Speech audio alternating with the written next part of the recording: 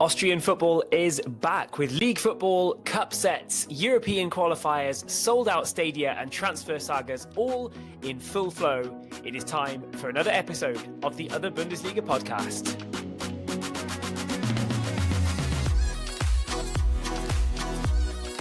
Hello and welcome to the Other Bundesliga podcast. Tom Midler here with the first episode of the brand new football season. And to get right to it, I'll start with Marko Arnautovic because I figured for much of the summer break, I'd be jumping back on with the team to do a kind of Marko Arnautovic to Rapid podcast at some point very soon. But it never happened.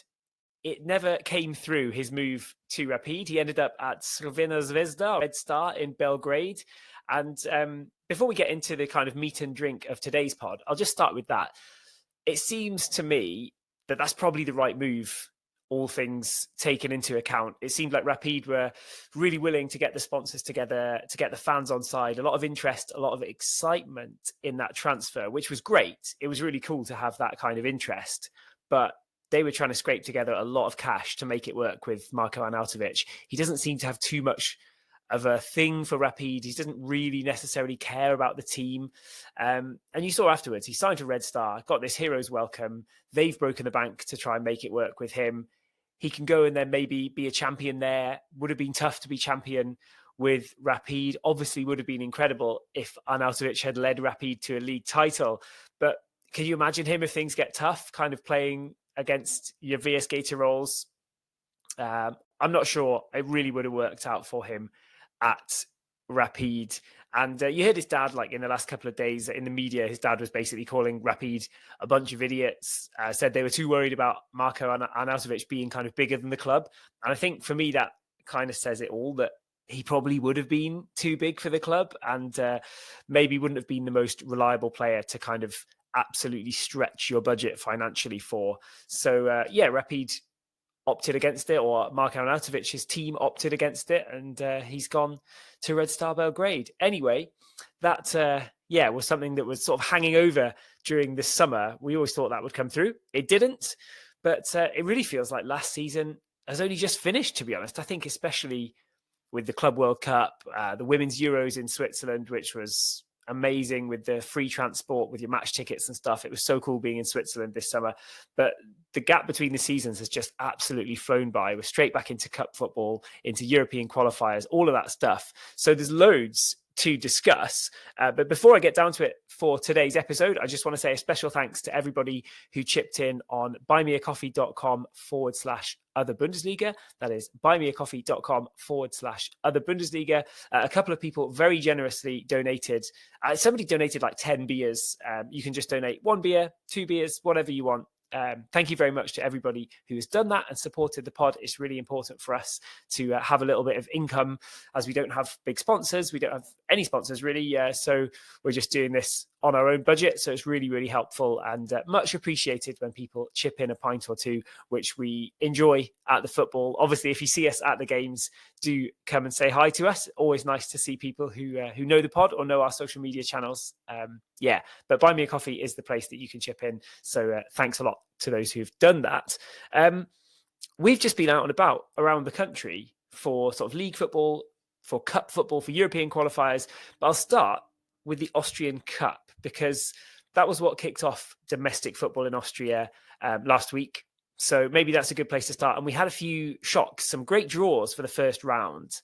The top two divisions start in the Austrian Cup. The third divisions are all split up. So not everybody from the third tier gets into the Austrian Cup. It starts off as a reasonably small cup competition. So you don't expect to see Bundesliga teams really going out in the first round. You've more often got Bundesliga teams kind of winning by 7, 8, 9-0 in the first round. But day one of the Austrian Cup, day one of domestic football in Austria, we had GAK of the Bundesliga knocked out by Dornbirn in Vorarlberg. And that usually indicates a tough season ahead for a Bundesliga team if they get knocked out that early on. And it was crazy to lose to Dornbirn as well, this team who denied GAK their promotion. A couple of seasons ago, GAK had to go to struggling Dornbirn and win on the final day to get promoted. And they didn't manage to get the win. And instead, Blau-Weiß Linz popped up into first place and took that promotion. So, wow, GIK must absolutely hate that long trip to Dornbirn. They've suffered the first cup set. Then later on in the weekend, we had Sturm going through comfortably, Blau-Weiß Linz, VSG, Ried all getting through no problem. Cup holders, Wolfsburg, they were made to work by Wallen. Wallen scored a goal, tested Wolfsburg quite strongly, to be honest, but they got through 3-1 in the end. So the cup holders did progress. On day 2, Salzburg, Lask, Altach and Hartberg, they all went through by quite big margins. But then it was on day 3 of the Cup round 1 weekend that things really got crazy, because it started off with Voitsberg against FAK, Austria Vienna, and Voitsberg went and won it 3-2. Austria Vienna, the team who many feel should have won the Cup last year. At one point, they were the biggest name left in the hat. They would have been eyeing that as a viable trophy opportunity again this year, but out in round 1, joining GIK as Bundesliga Cup set victims. But really, who saw that coming? Austria Vienna going in with a decent looking squad, really strong season last year in the league, to lose in round 1 against Voitsberg as well, who got relegated from the second division last year. I just didn't see it coming. And some of the goals were really, really well taken. It was just one of those days where Voitsberg got the sense that a cup set was possible and just went and made it work. 3-2, it wasn't a shocking kind of defend and smash and grab with a 1-0. They really went and beat them. So a really difficult start to Stefan Helm's tenure this season. Obviously, he's under pressure already. Tough one for Austria Vienna. They're out. Big shock on day 1, on round 1, sorry. And then the big game of the weekend was Wacker Innsbruck being drawn in the first round against Rapid Vienna. So the Tivoli Stadium in Innsbruck was basically sold out. Nearly 20,000 fans packed in there. That's an unbelievable number of fans. Like it was way up in the high teens somewhere, the number.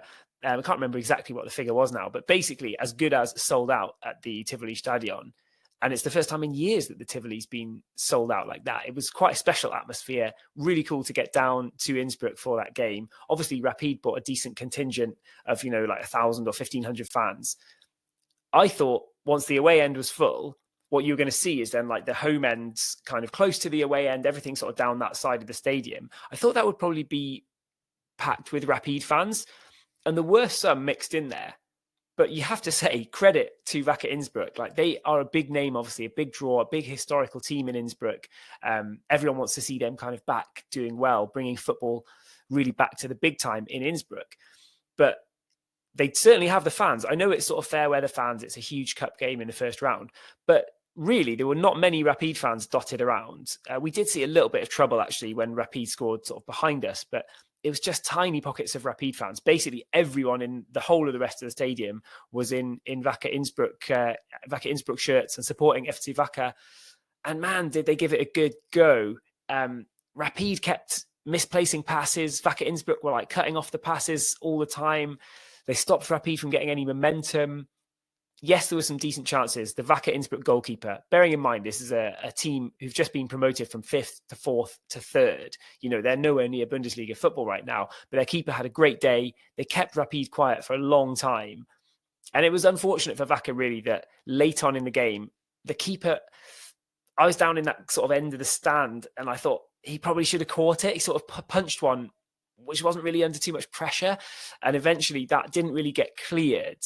Wacker couldn't get it away, and then Rapid earned a kind of cheap free kick right on the edge of the area, and Bendy Boller just smashed it into the top corner. Really nice free kick. You don't see people score from right on the edge of the box that often, but he just rocketed it into the top corner. 10 out of 10 for the finish, but Rapid sort of lucked their way through a little bit there. They struggled in the game. Wacker Innsbruck really got into this cup tie, and if they hadn't broken the deadlock there, you felt like anybody could have won it after extra time.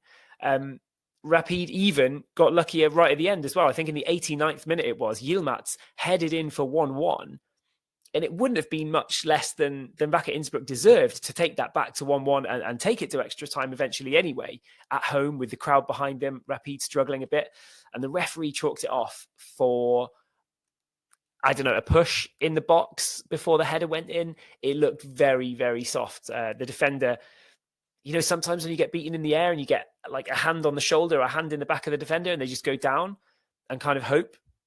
I think on this occasion, I think it was Auer who was beaten there, went to ground, and really got very fortunate with the call that it ended up ruling out Innsbruck's equaliser. But yeah, Wacker denied that late leveller. Rapid squeezing through 1-0, a very relieved Rapid avoiding the same fate as Austria Vienna on the same day. But really a great start to the cup season. It was cool to have such big ties, see so many thousands of fans in Innsbruck for this big game, Wacker against Rapid, these old rivals meeting for just like the 130th meeting of the clubs and stuff, big old rivalry that hasn't been played for a while. And it just makes you think like Wacker Innsbruck in good form and in good sort of health as a club. Financial issues are obviously a big deal in Austrian football, but if Wacker Innsbruck could get themselves back up into the Bundesliga, if they can bring anywhere near that kind of fan base with them, they could be a real asset to Bundesliga football. And maybe we'll see them doing a kind of GK and working their way up through the divisions. They lost their first game in the third division this season, but let's see how they fare during the course of the campaign. Like maybe they will be up into the second division next year, and maybe they'll be back in the Bundesliga soon. In any case, unlucky to miss out on the cup set, but that was a really crazy first round of the cup, to be honest. Much more crazy than normal, where you just normally look through it. All the Bundesliga teams are through 7-0. The other result that stood out was Asker Oeth. I don't know how to pronounce that exactly, but they beat Austria Salzburg 1-0. Austria Salzburg up into the second division for the first time in 10 years. They would have been fancying a decent cup run, maybe play a big name, give themselves some big games with an opportunity to get a lot of fans in and get the team sort of back in the headlines. But yeah, unfortunately, they went out in the first round. Hats off to Oeth, which is quite an interesting team. There's some stories in there which maybe we'll try and dig into with some of our social media videos in the coming months. But yeah, Asker Oeth beat Austria Salzburg, and they will play VSG Tirol in the next round. So that was it for round one of the Cup.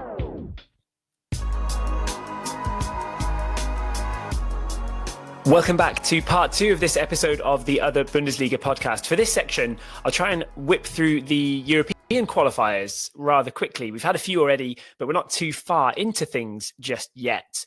It was Rapid Vienna who got things started. The two Vienna teams, of course, in UEFA Conference League qualifying, and both starting pretty far away from the league phase itself, with the league phase being the big aim for this part of the season. They've got to get in there to get some all-important cash, the guaranteed games, the chances of big away days, the chances of going deep in the competition and making, kind of double figures in terms of millions of euro, really, really vital to get through these early qualifiers and get there. Was never going to be easy. Both teams still going strong for now, though. In the second round, you've got round 2, round 3, and a playoff to get through before you're in the league phase. In the second round, Rapid played Decic Tuzi of Montenegro, a team that you'd have expected them to beat, and they did. The first game of Rapid's season competitively was away against Decic Tuzi. Not a very good performance at all, but they managed to come away with a 2-0 win and restricted the opponents from having any chances. Janus Horn, the new left-back, scored on his first appearance. And I think he's a player who just never, ever scores. So it was interesting to see him, after sort of years in professional football, just be left unmarked at the back post and head the ball down and in for 1-0. Rapid won 2-0 and then put themselves in a great position for the home leg a week later, won by 4-2. Disappointing maybe to concede 2 goals at that point, but they got 4 in. They hit the bar, hit the post loads and loads of times at home.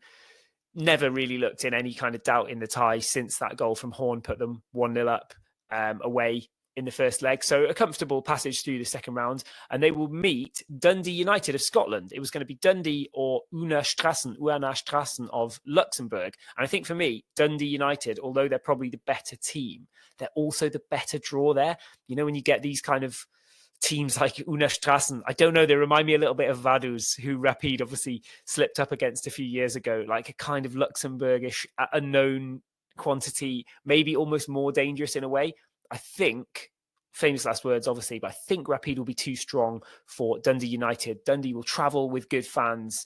United will bring over a good contingent, even though it's short notice. Scottish fans in Vienna, always fun. Great for us to have Scottish fans in Vienna. They've got the right side of the draw, Dundee United, because they'll play the home leg second.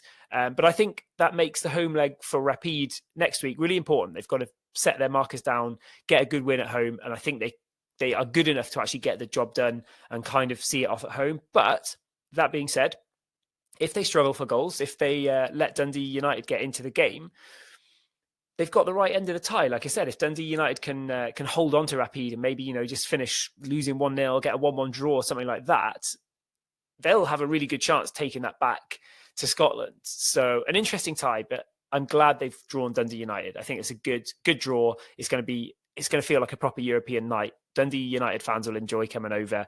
But I keep my fingers crossed that Rapid can get through there to the playoff round, and they'll be, if they can, then just one round away from the Conference League itself.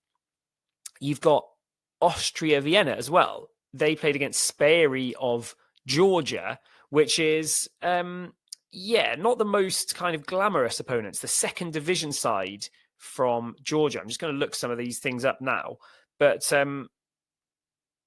they only won 2-0 in the first leg as well. And there was a bit of consternation in a way in Austria, because Rapid and Austria both won 2-0 in that first leg. And the papers were like, thumbs up, Rapid won 2-0. And then with Austria, it was like, Austria only won 2-0. But the difference is they were at home. They were at home. They had to get a late goal to make it 2-0 and kind of leave the tie in a more comfortable position. Had it been 1-0, you just never know. With Austria Vienna's kind of qualification failings of recent seasons, where they've regularly kind of slipped up or ended up in high-scoring thrillers which they've lost out on. 1-0 just didn't seem like a safe first leg at all. And you thought, well, that'll be tough going back to Georgia. Maybe, just an awkward midweek fixture and you get beaten in Georgia by the second division team.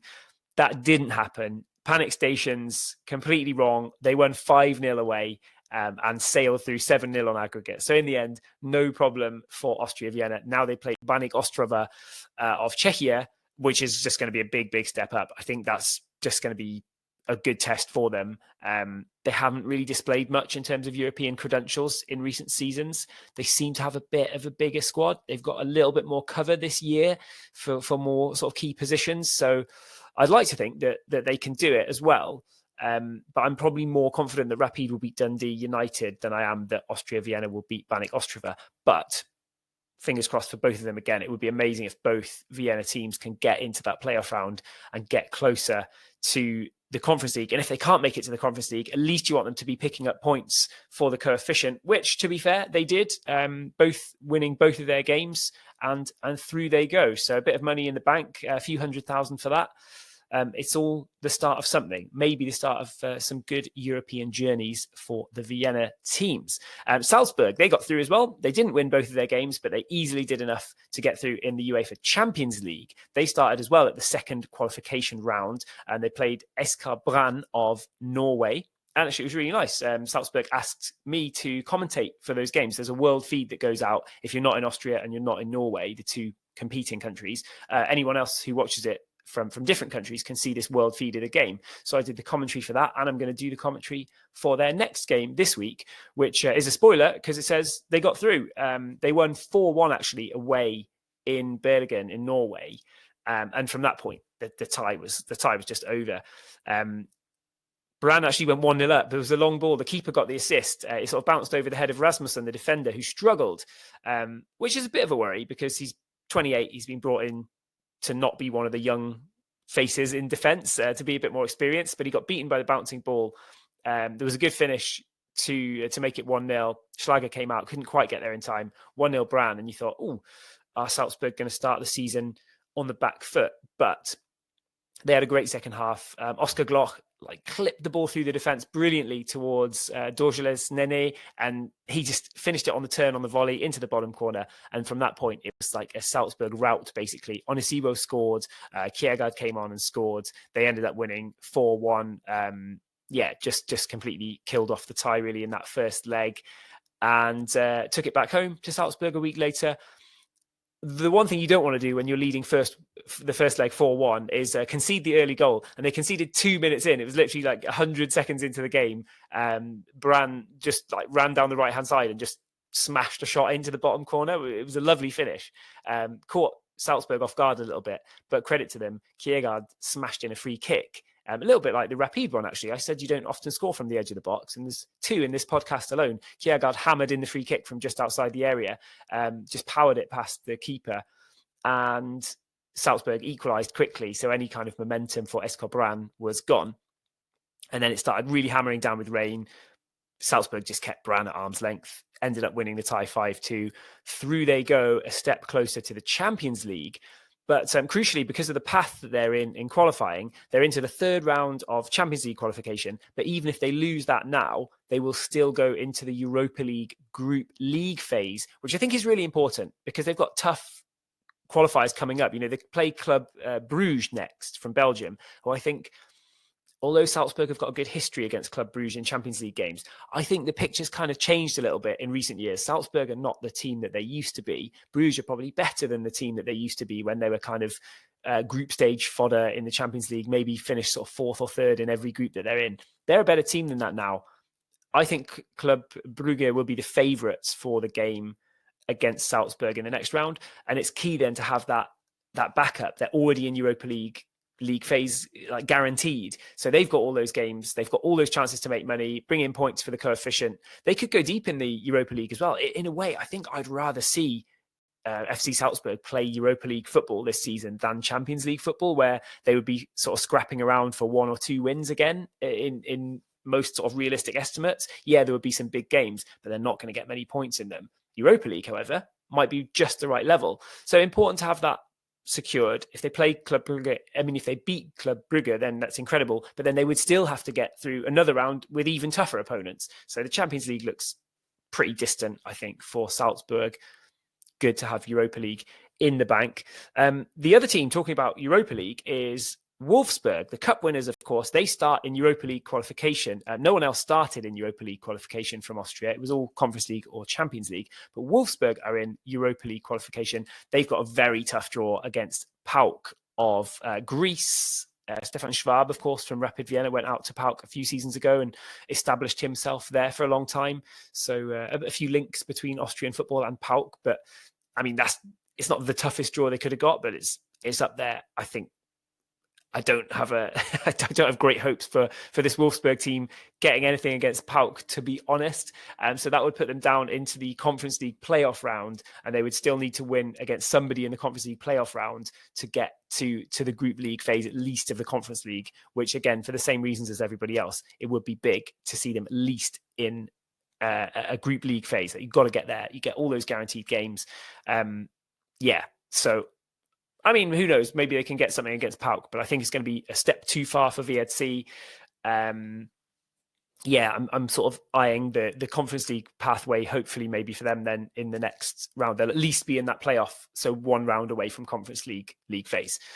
Sturm Graz, the team that and the other team that we haven't seen in action yet in qualifiers, Sturm Graz, they just got their draw. Actually, just at the time of recording, they've been drawn against Bodo Glimt, the Norwegian champions. So that's a Champions League playoff round. They're just 1 round away from the Champions League. Again, Europa League guaranteed.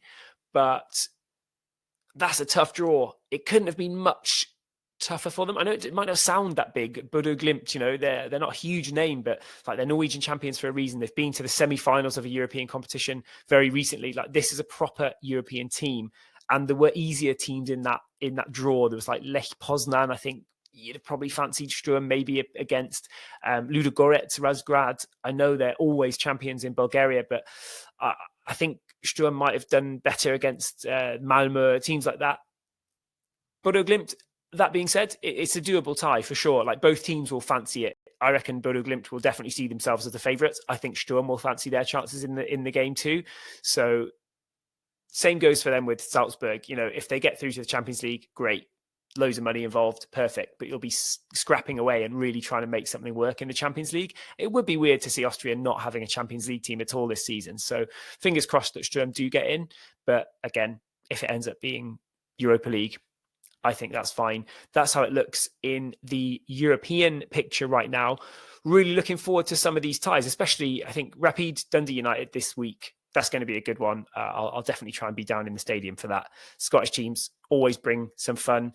And just hopefully we can have as many Austrian teams in the league phases as possible.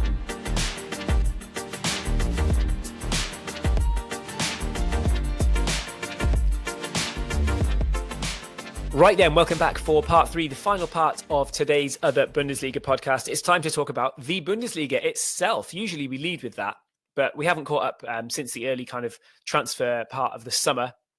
So I thought I'd wrap up kind of some other things before getting onto the Bundesliga. But match day 1 has come and gone in Austria. It started with a pretty big game on the Friday night. Lask hosting Sturm. Lask with some pretty big ambitions, I think, this season with Joao Sacramento, the new manager. Sturm, obviously defending champions. And it was a first half flurry. They scored, Leon Gregic scored the first goal of the Bundesliga season, heading in on the rebound after, I think it was Kitaishvili who hit the bar. And then just 3 minutes later, Kitaishvili scored himself from the penalty spot, having been fouled himself. So Kitaishvili heavily involved in both of the goals, and goals after 9 and 12 minutes. Sturm, at that point, you're pretty much home and dry when you're 2-0 up and you're the defending champions. You know, Sturm, not many teams are going to beat Sturm from 2-0 down. Lask didn't play that badly, to be honest. But Sturm were too tough a test for match day 1, at least. Watch out for Philipp Rosga at Sturm, new signing. I watched him a few times in the preseason friendlies, got to commentate on some of Sturm's preseason friendlies as well. And I thought Philipp Rosga was excellent. Really looks like a tricky player, really confident. He's very young and just confident to run at players. He's got the footwork, he's got the skills, and has a really decent shot on him as well. So I wonder, you never know with Sturm. Sometimes the players just sort of don't break through during the course of the season, but I think Philipp Rosga is definitely one to watch. In terms of outgoing transfers, Böving's still there for now. Kitaishvili's still there for now. The thing with Austrian football, though, is the season starts so early. You see these players and you think, oh, great, Kitaishvili's still making an impact at Sturm. But the transfer window is open for ages still. So there's every chance that some of these moves that sort of haven't been completed yet, they might just be waiting for something else to fall into place elsewhere. And that's the difficulty for Sturm, because if there's a team with a big budget in let's say Ligue 1 in France, and they're just waiting to see what happens with one of their other transfers or one of their players, and if that player goes, they'll be like, right, we'll have Böving then now. So there's still a chance for these players to get poached. I'm also interested that they brought in Tim Uhrmann. He was signed by Leverkusen in Germany and then sent out on loan to Sturm, but looks like a very good young defender. So Sturm sort of bolstering the ranks at the back with Tim Uhrmann. Anyway, they got the 3 points, the perfect start for Sturm. Lask, very interested to see what Lask can do this season. It seems like some of the old guard, from what I saw, it looked like the old guard were kind of responsible for Marcus Schott leaving last season or being fired last season. You never know. It's all, media rumors and stuff. You don't know what's going on really behind the scenes. But the suggestions very much were the old guard have more links, to the hierarchy. And they basically said, look, we don't like working with Marcus Schott. So Schott was out. So then it definitely raised a few eyebrows for me then that the old guard basically all left this summer for Lask, which... yeah, I mean, it's going to weaken them, but I don't necessarily think it's a bad thing long term. I think they needed this refresh. New managers come in. Sacramento's got this great CV as being an assistant coach at loads of big clubs, but never really been a head coach before. And then suddenly they look good in the cup. He seems to be putting something together. I liked Kasper Jürgensen. He came in from Aalborg, and I think he looks like a very good signing. There's more that they can get out of players like Samuel Adeniran. Actually, I did a nice interview with Samuel Adeniran in the Bundesliga magazine. So if you're in Austria or wherever you are, if you see the Bundesliga magazine, we've got a nice interview with the Lask striker from the US in there. I feel like there's potential within this Lask team this season. We can't judge them too much on day 1 against Sturm. That's not a great fixture to start the league season, is it? But yeah, Peter Jules, he's gone to Buriram where his brother is. Stojkovic also went to Buriram too, so that's interesting for fans of Thai football. This Lask contingent, this Austrian contingent as well, sort of going over there. But I reckon they need to be like top 4 this season. I think there's a whole sort of battle they missed out on in the top 6 last season, and if they do mix it in the top 6 again this season, then again that top 6 is suddenly going to look very busy. Could this be the first year for a while where we don't have in the top 6 when the league splits, we don't have like 5 big names and 1 outsider? Maybe we can get like all the kind of the full top 6 in the top 6. I mean, that would be good. So let's see if Lask can do that. But I think they're capable of that this season. Next Bundesliga game to talk about. The 2 Cupset victims played each other. GAK hosted Austria Vienna on Sunday, and that finished 2-2. So disappointing for both teams in a way. It's a good point for GAK, but they conceded late. And Austria Vienna will definitely have fancied getting a win on the first day against GAK away, but they couldn't do it.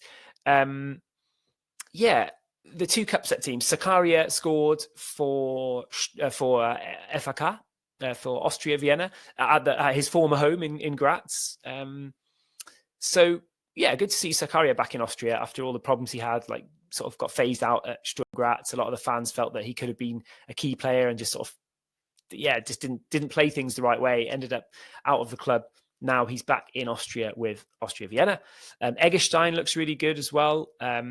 Scored a great dribbling goal in the European Cup, good start to life for Jojo Eggestein, somebody who scored loads of goals at Lask in the past too. They didn't exactly shine in this game. They finished 2-2. There was a penalty incident that was quite controversial though. Austria Vienna felt that they should have had a penalty. The referee awarded the penalty. It was a shot blocked with the hand, which always leads to a bit of controversy these days. The referee turned it over after checking VAR. And the gist is sort of all the fans seem to think that it was definitely a penalty, shot blocked by the hand. Hand wasn't next to the body. But apparently there's a new sort of directive, and they're instructing referees, that all the referees who looked at it were like, yeah, that's not a penalty. All the pundits and fans were like, yeah, it's definitely a penalty. It seems like maybe the right call was made, waiting for a kind of Bundesliga explanation on that. But it didn't look like a clear and obvious error to me that the referee had given the penalty. And therefore, I think it should only be turned over by VAR if it was a clear and obvious error. But apparently it was. So no penalty for Austria Vienna. They rescued the 2-2 draw in the end anyway. Rapid Vienna, they won. They beat Blau-Weiß Linz, the team that they couldn't beat last year. They didn't even score against Blau-Weiß Linz at home last year. They were a real bogey side for them, Blau-Weiß Linz, but quite significant in a way under Peter Stöger that they've beaten Blau-Weiß Linz on day one. They were not massively convincing, I'll say that, but they won 1-0. They deserved to win 1-0 as well. But when you don't sort of kill off the game, Blau-Weiß Linz had a couple of chances, sort of out of nowhere. They hit the bar once and forced a bit of a scrappy save then from Nicky Hedl late on. And it would have just been peak Rapid, really, to concede an 89th minute equaliser, having been 1-0 up and dominated the game. But the goal was scored by Peter Nosser-Dahl. And I think he's an interesting one. He sort of seems to be the signing for Rapid this summer with the least fanfare, but the one who's probably slotted in the best and sort of hit the ground running the best. It was a nice move from the right-hand side. Credit to Yanis Antist, who headed the ball then from the back post back across into the middle, and Peter Nosser-Dahl nodded it down into the corner. A well-worked goal. Downside for Rapid is there should have been more. They should have gone 2-0 up and kind of killed the game off and made the 3 points safe. They didn't do that, which left them a bit vulnerable in the second half. But Yanis Antist looks good, just can't score at the moment. You feel like Yanis Antist just needs his first goal for Rapid. But I don't know how to feel about Rapid this season. I think it's really important that they beat Blau-Weiß Linz. I don't know, it's interesting, sort of, people have their doubts maybe about Peter Stöger, and then you see the TV pundits who are all sort of mates with Stöger, and they know Peter Stöger. They're like, he's the man. Like, Rapid squad's kind of average, but with Peter Stöger, like the magic touch, they're going to be much higher up the league than they would have been, or than they would be without Peter Stöger. So apparently a lot of people are convinced by Peter Stöger. You have to say, so far this season, they've won all of their games without playing particularly well, which is not a bad quality to have. So, yeah, let's see if that continues against Dundee United. But they got the 3 points, and that seemed really important with Austria Vienna dropping points. Salzburg also dropped points. I'll come to that next. I was feeling like in the European games, it feels like Salzburg, who've obviously had some difficult seasons the last couple of years with no trophies, felt like they'd kind of turned a corner and maybe had this really positive vibe going into the new season.